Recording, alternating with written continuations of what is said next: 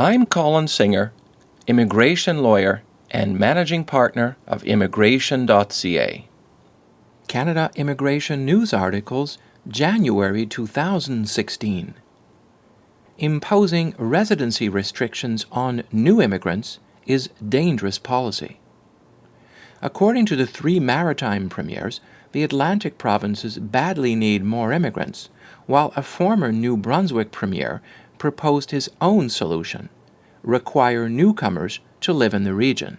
The imperative to have an immigration profile that is similar to the rest of the country in all aspects is mission critical, Prince Edward Island Premier Wade McLaughlin said recently. He was reacting to a recent op-ed piece written by Frank McKenna, where the former New Brunswick Premier says boosting Atlantic Canada's population through immigration is necessary to combat the region's aging and declining populations.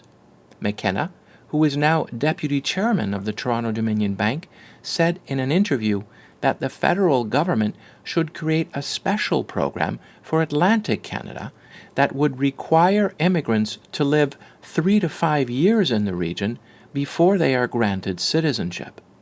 His advice is badly misguided. Nova Scotia Premier Stephen McNeil appears closer to the mark when he says that the provinces have a responsibility to work with communities and social groups to create the infrastructure and support system so that immigrants who come to the region will want to stay. The right to legislate in the field of immigration in Canada is shared equally between the federal government and the provinces and territories. Since the Quebec government acquired exclusive rights to establish its policies and programs more than 30 years ago, all of the provinces and territories have implemented their own immigration programs to select immigrants. But what is the implication when a province issues an approval for a newcomer to relocate to its province, and what are the obligations of an applicant to actually settle in that province? Increasing numbers of applicants are applying for admission to Canada under a provincial nomination program or through Quebec. A starting point for discussion is Section 6 of the Canadian Charter of Rights and Freedoms. Commonly known as the Canadian Charter or the Constitution Act 1982, it is a series of legislative enactments dating back to the birth of Canada in 1867. It provides Canadians with basic rights in relations with government at all levels and binds each of the provincial and territorial legislative assemblies in Canada, including the federal government. Section 6 of the Charter expressly provides permanent residents and Canadian citizens with the right to live and work in any province in Canada.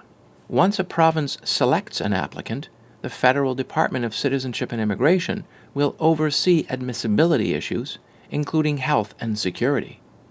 Upon landing at a port of entry in Canada, the Canadian Border Services Agency will also ensure admissibility, and this would include verifying the truthfulness of an applicant's intentions to reside in a particular province.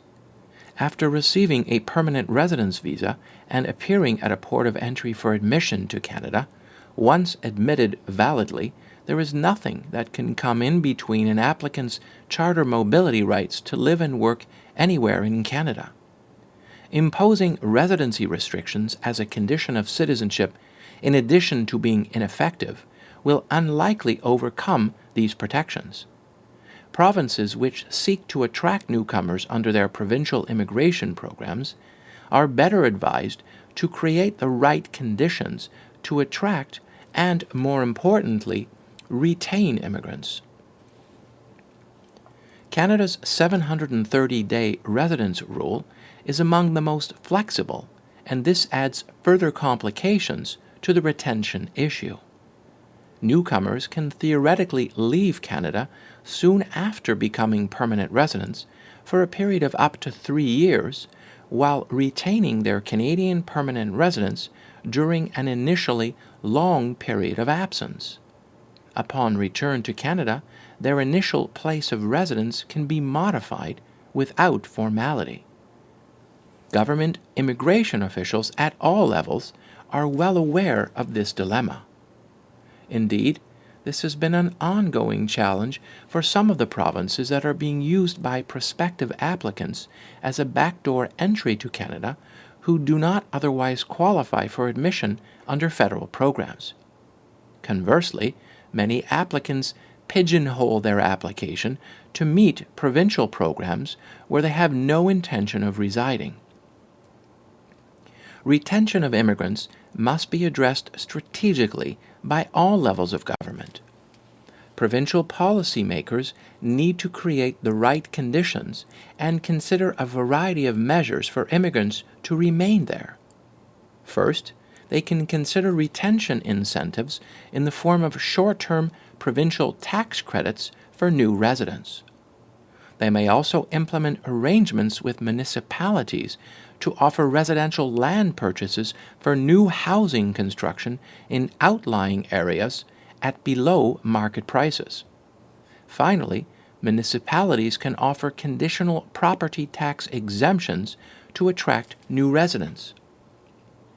Given the need to rely on immigration as a tool to meet growing demographic challenges, policymakers in Atlantic Canada and elsewhere must consider the carrot approach. The immigration tools are in place. They just need to be complemented with input from a much wider range of stakeholders and create the right conditions for immigrants to remain in their stated province of destination by choice. This strategy will go a long way to help ensure the success of Canada's overall immigration policy objectives.